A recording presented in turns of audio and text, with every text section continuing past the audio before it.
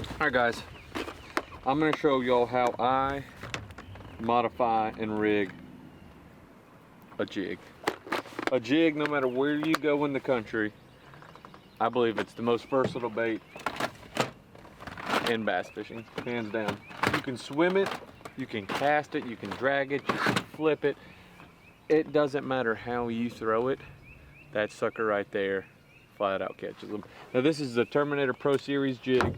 Now the biggest thing about this jig too, it's got a horizontal line tie. It actually comes with a rattle on there. Horizontal line tie is better for wood, casting, dragging through like more cover and stuff like that. I'll throw more of a vertical line tie, it's parallel to the hook. They both go the same direction, where that's perpendicular to the hook shank. That's the horizontal line tie. That's the cover. The vertical one is more, say, swimming through grass, stuff like that. But what I do is I keep it simple. I don't change it too much.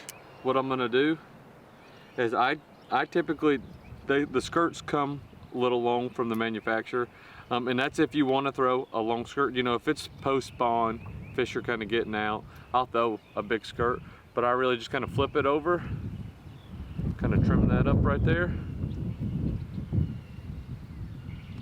and I'll flip it back over and trim just a little bit right there. That way it just makes it a nice, compact, good profile. And there you go. It's got a wire bait keeper on there, and a lot of times I'll throw a chunk. That's my preferred trailer of choice. It's a big salty chunk, Zoom Big Salty, but I'll throw a crawl style on there. I'll take this bait keeper off if I'm throwing a chunk, but if I'm throwing like a crawl, speed crawl, anything like that, I'll leave that keeper on there to really keep that on there. I mean, that's as simple as it gets to modifying a jig. That's all you need to do. All I do is just trim my skirt up a little bit, and that jig out the pack is ready to fish. I'm throwing that on a 7-1 Daiwa Tatula Elite Heavy. It's the skipping rod, 7-1 skipping rod. I throw it on 20-pound line, the Daiwa Tatula Pitch and Flip. That pitch and flip, I'm telling you guys, is the most underrated reel out there.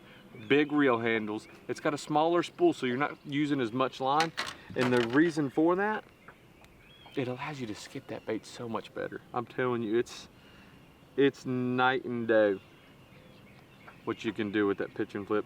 A lot of people are throwing frogs on it now. It's just a good all-around reel, and I keep the knot simple. I think it's a tri-lead knot. I actually don't know the name of it. I go 5 wraps.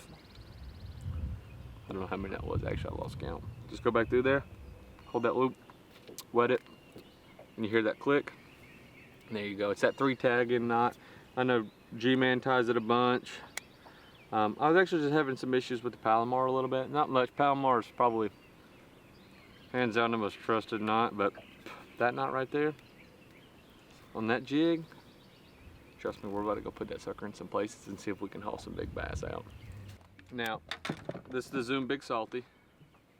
It's just a typical chunk, kind of like the old pork rind chunks. This is my favorite jig trailer, hands down.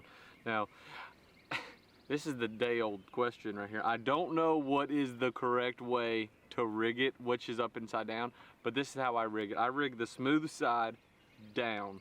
See, it's got a smooth side and a bumpy side.